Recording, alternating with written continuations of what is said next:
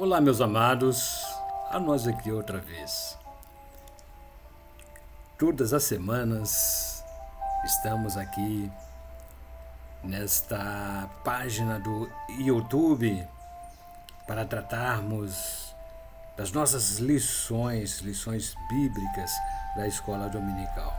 Eu sou o pastor Lorildo Costa, pertencemos à Igreja Evangélica Assembleia de Deus, Ministério Missão Europa no Brasil.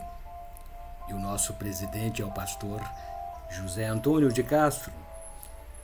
São os seguintes os nossos endereços: Rua Manuel Martins, número 35, Mangueira, Barra Mansa, Estado do Rio de Janeiro. Neste endereço situa-se a nossa sede nacional. Rua Belém, número 347, bairro Santo Agostinho, Volta Redonda, coração de aço do Brasil. Rua 9, número 164, bairro Jardim Freitas Soares, município de Porto Real, Estado do Rio de Janeiro. Nossa igreja em Porto Real fica bem em frente ao CRAS, na entrada da cidade. Também em Pinheiral, Rua Benjamin Constant, número 3907, quilômetro 5, Pinheiral, município do estado do Rio de Janeiro. Em Valença, distrito de Santa Isabel do Rio Preto, Rua Rodovia, número 20.934, bem próximo à Torre. Temos ali a nossa igreja no distrito de Santa Isabel do Rio Preto. E em Falcão, município de Quatis. Falcão é o distrito do município de Quatis, estado do Rio de Janeiro. Rua Major Carvalho, número 154, Centro.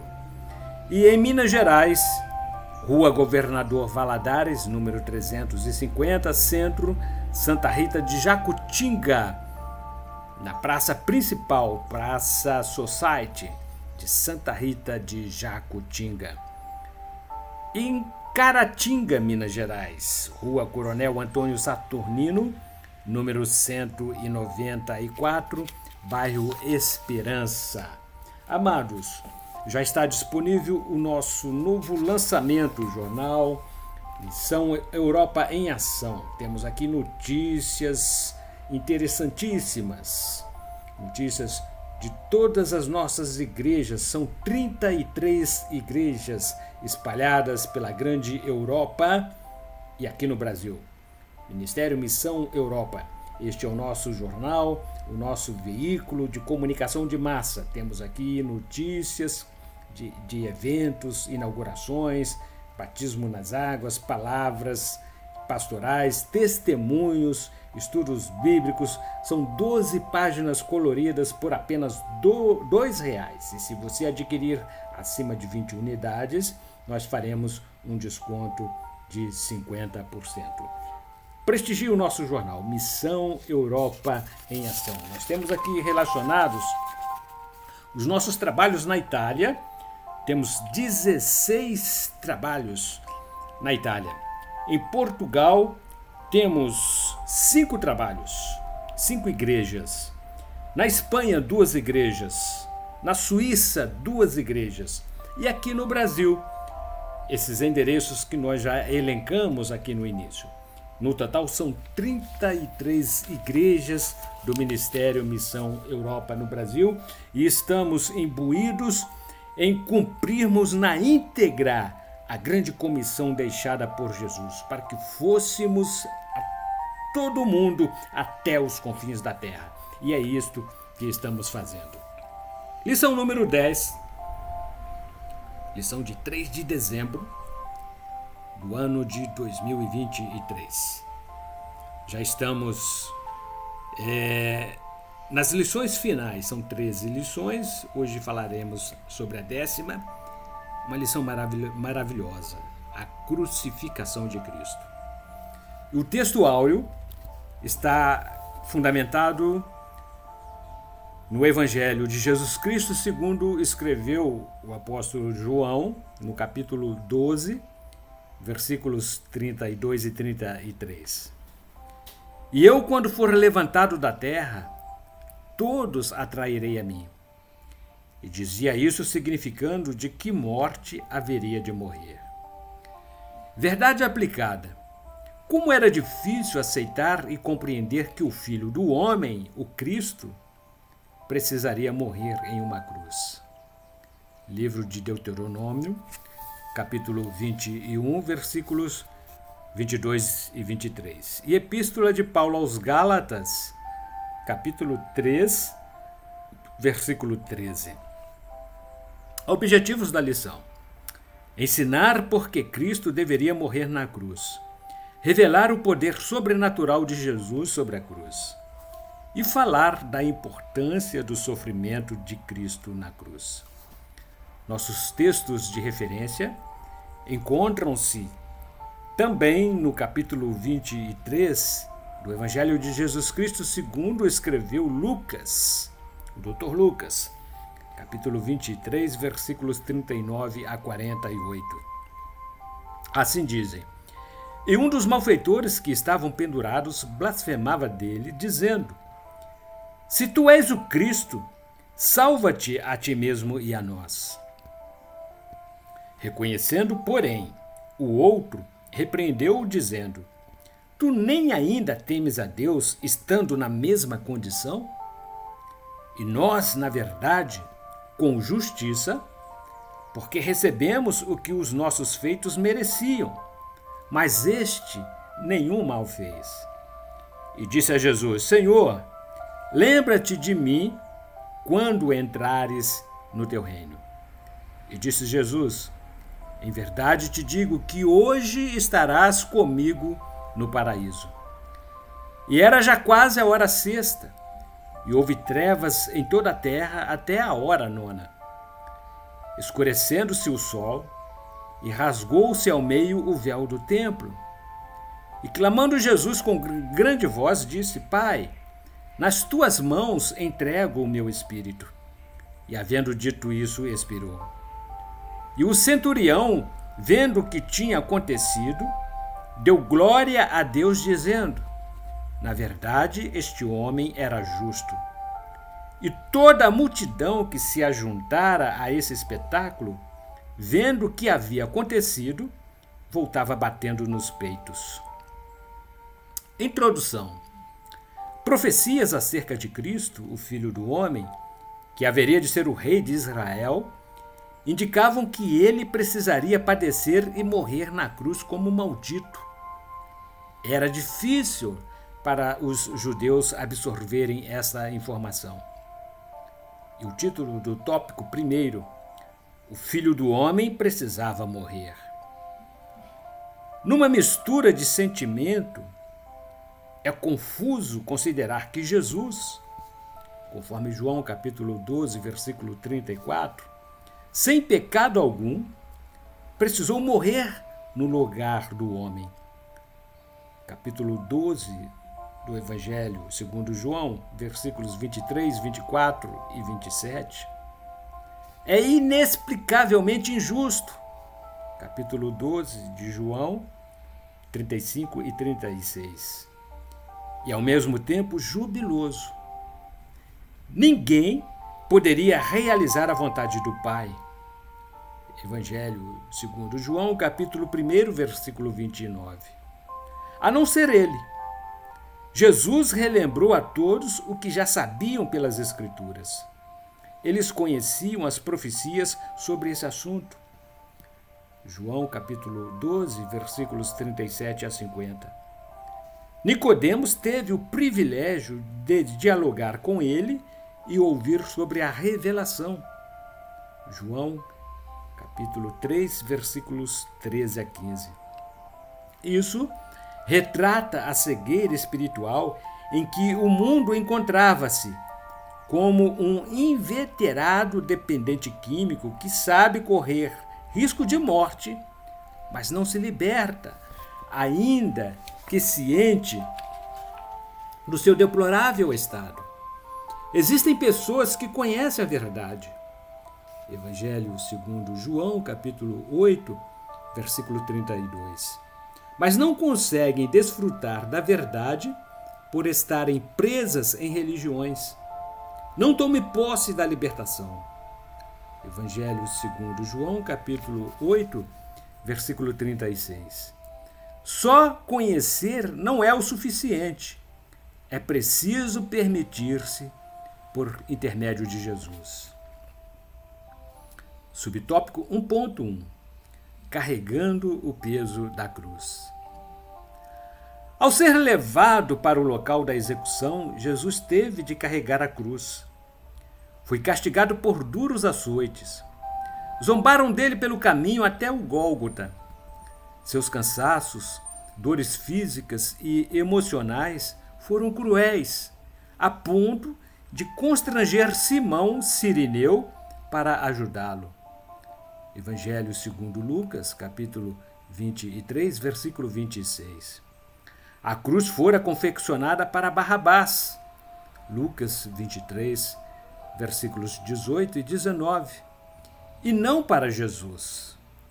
Ele teve a companhia de 2 malfeitores condenados à morte.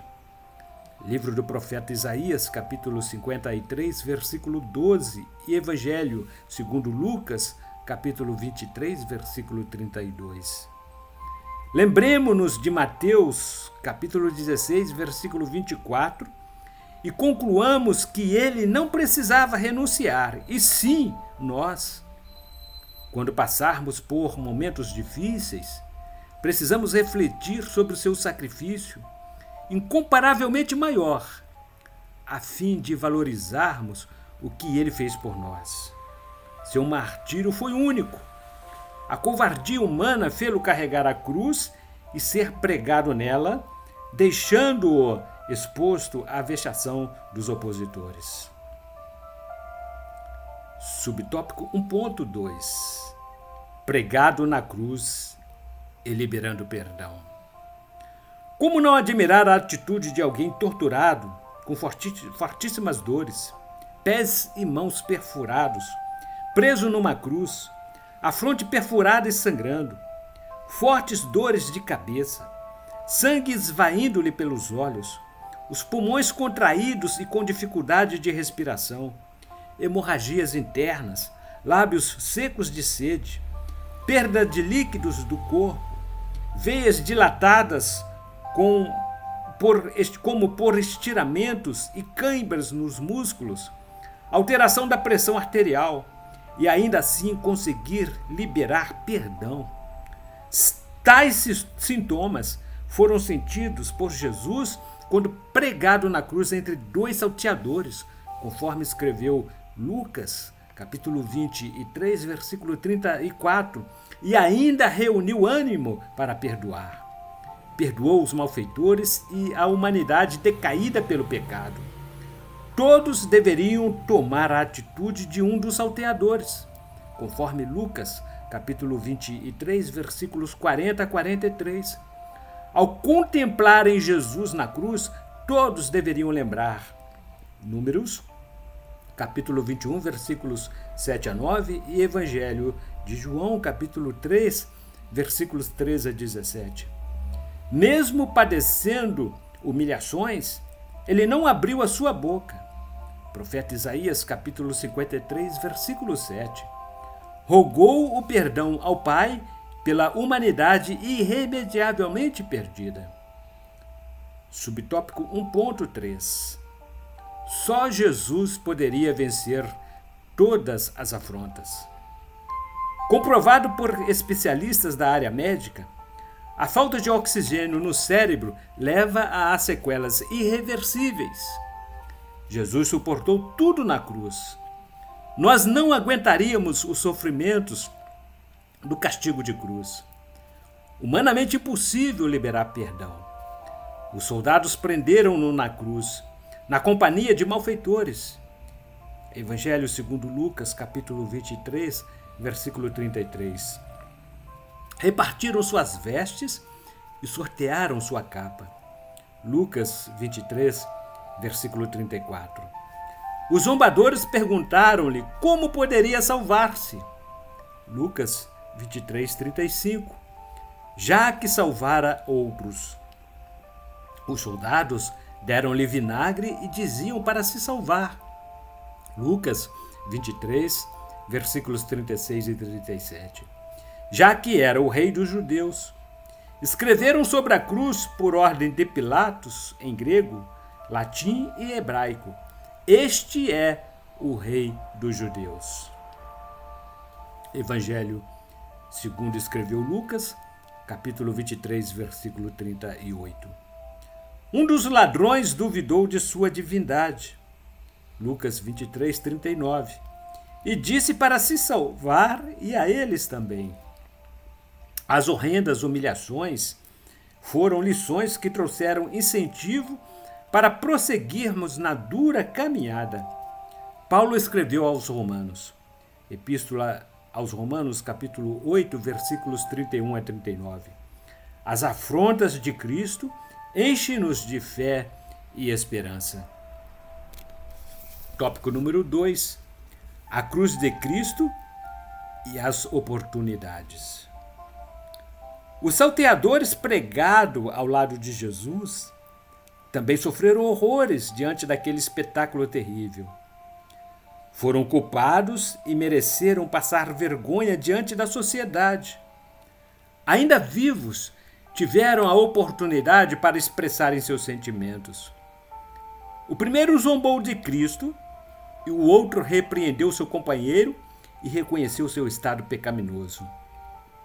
Evangelho segundo Lucas, capítulo 23, versículo 40, fez uma introspecção de sua vida como fizera Davi.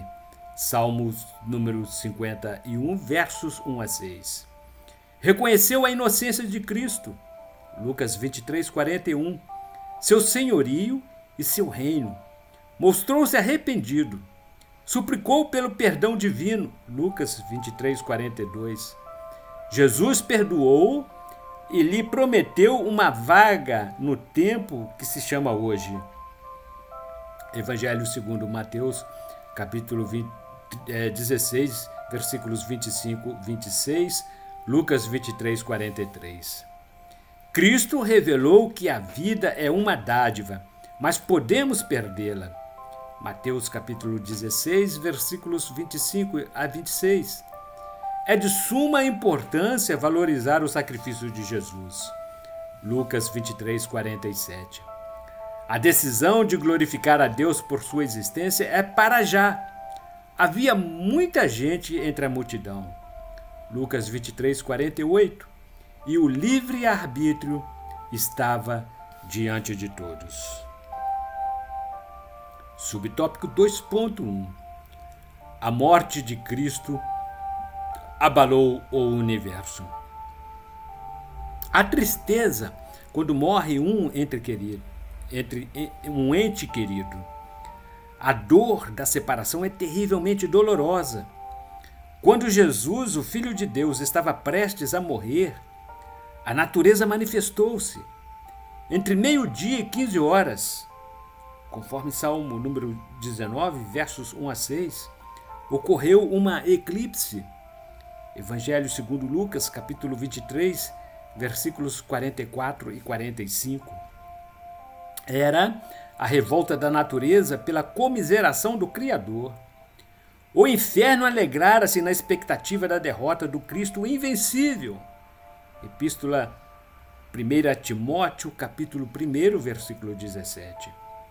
Sua morte foi assustadora e apavorante.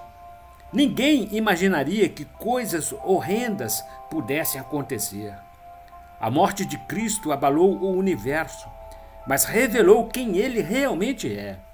Apocalipse, capítulo 1, versículo 8. Subtópico 2.2. O véu do tempo rasgou-se ao meio. Ao povo de Israel não era permitido adentrar ao santuário do templo, sem antes passar pelo sumo sacerdote, que anualmente fazia sacrifícios de um cordeiro puro para que se fizesse aspersão do sangue pelos pecados.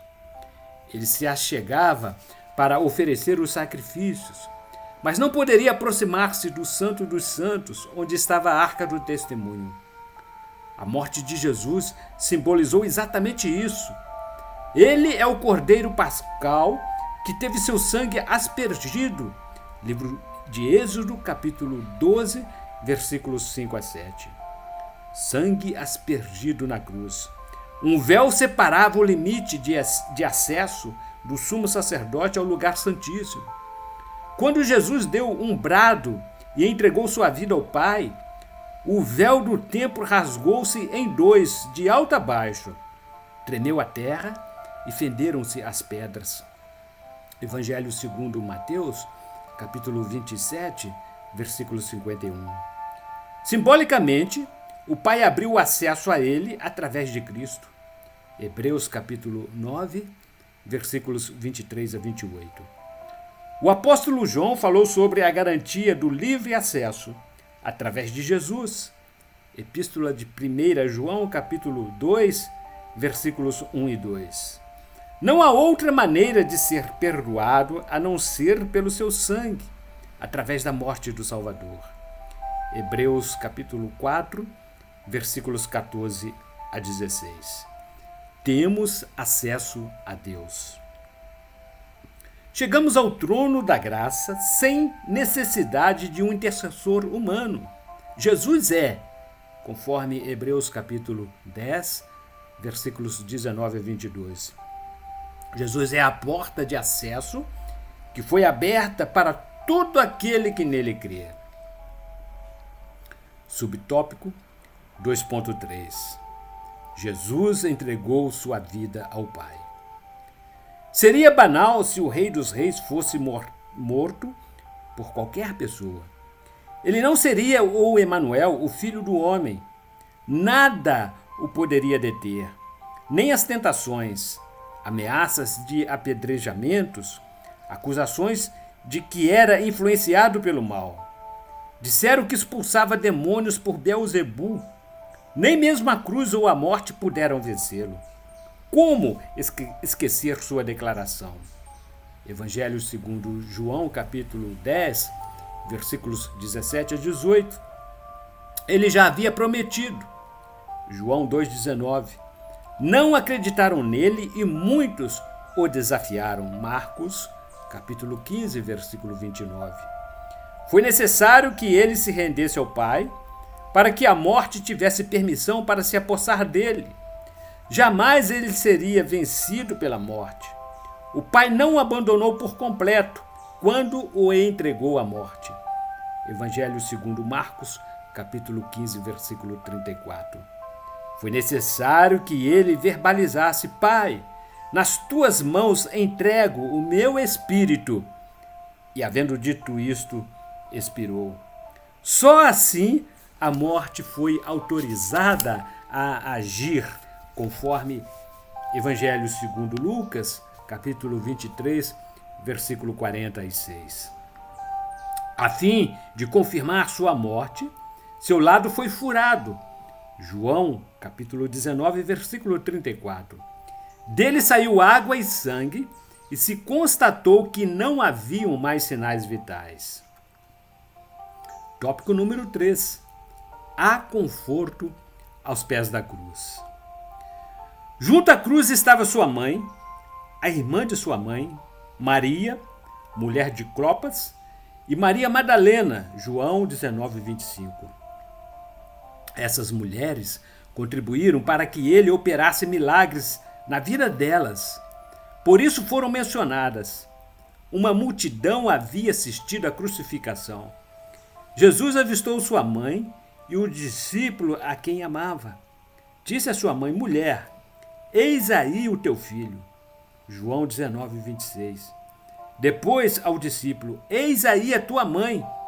E desde aquela hora o discípulo a recebeu em sua casa. João 19, 27.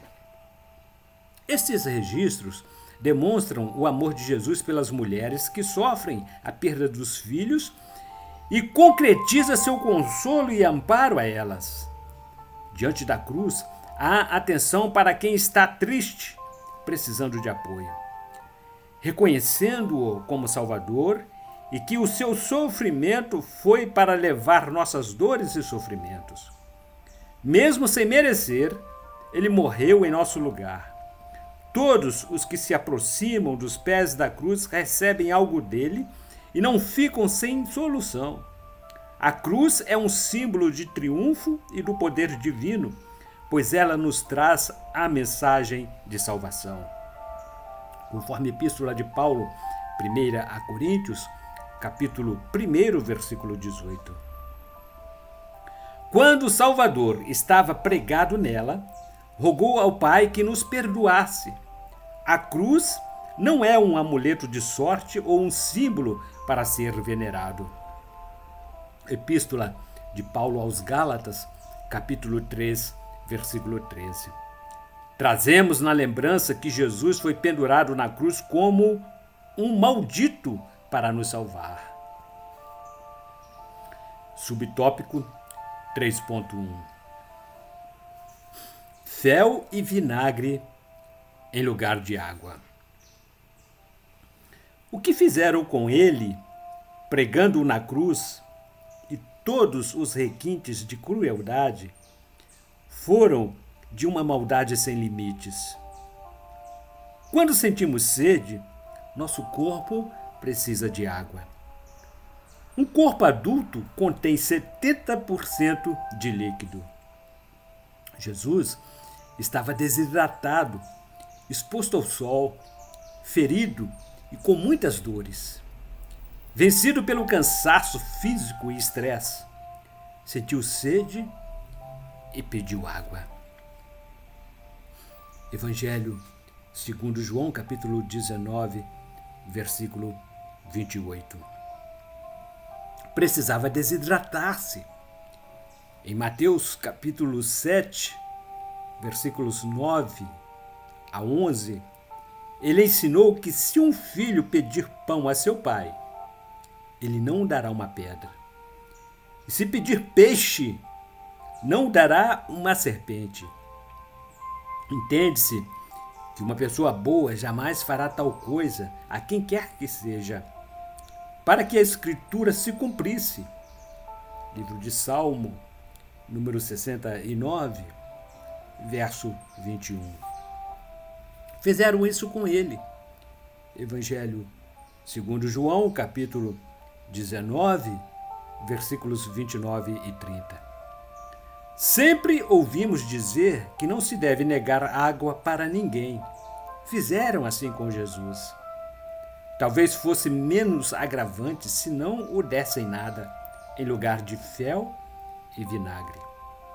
Havia uma profecia de 700 anos antes desses acontecimentos, conforme o livro do profeta Isaías, capítulo 53, versículo 10, e ainda Hebreus, capítulo 5, versículo 8.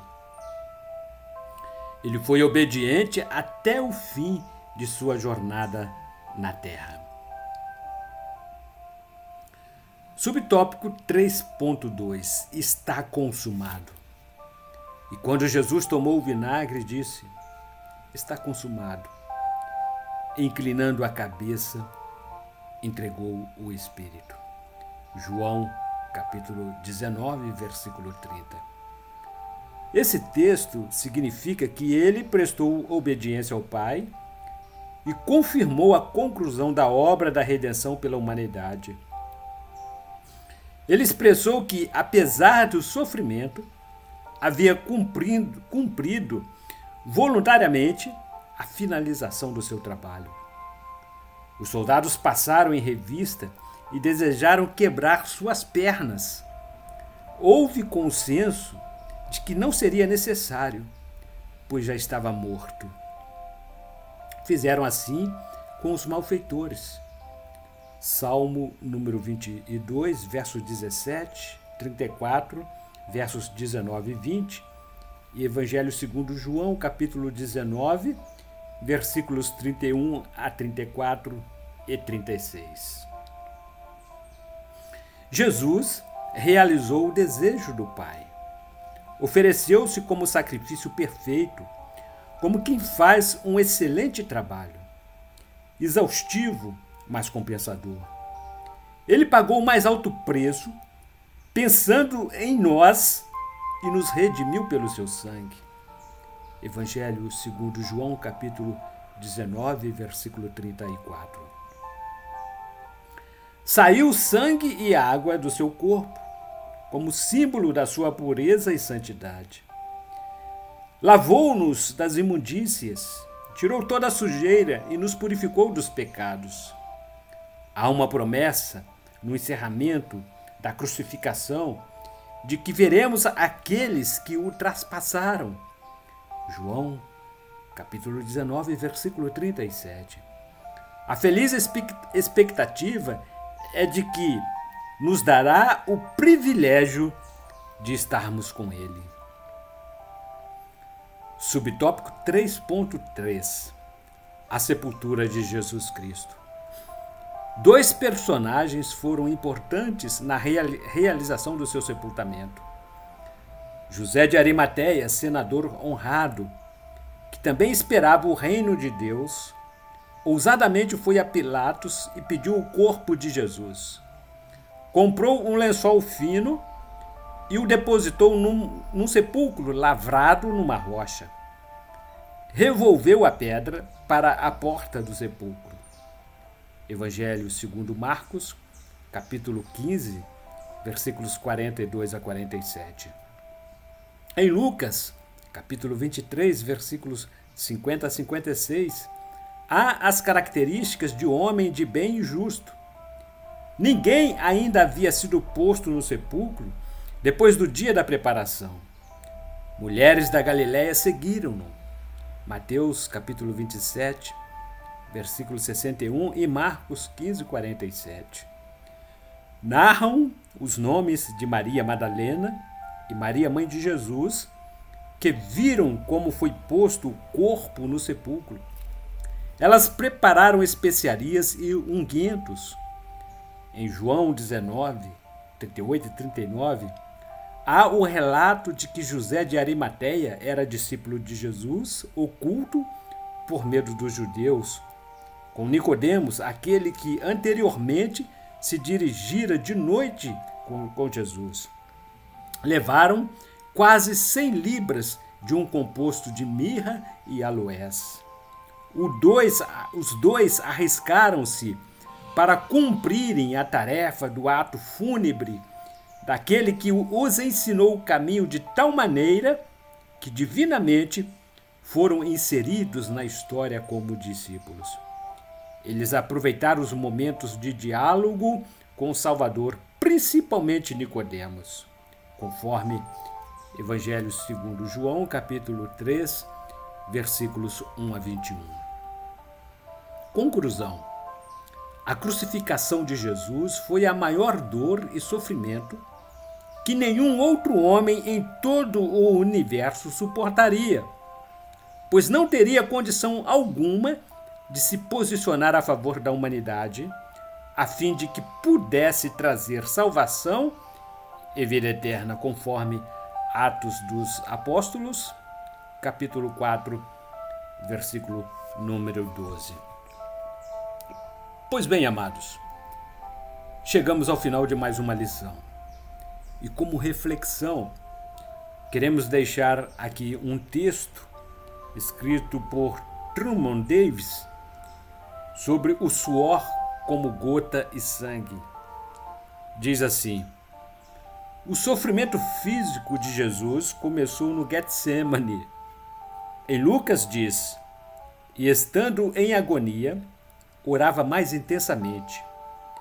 E aconteceu que o seu suor se tornou como gotas de sangue caindo sobre a terra. Evangelho de Jesus Cristo segundo Lucas, capítulo 22, versículo 44.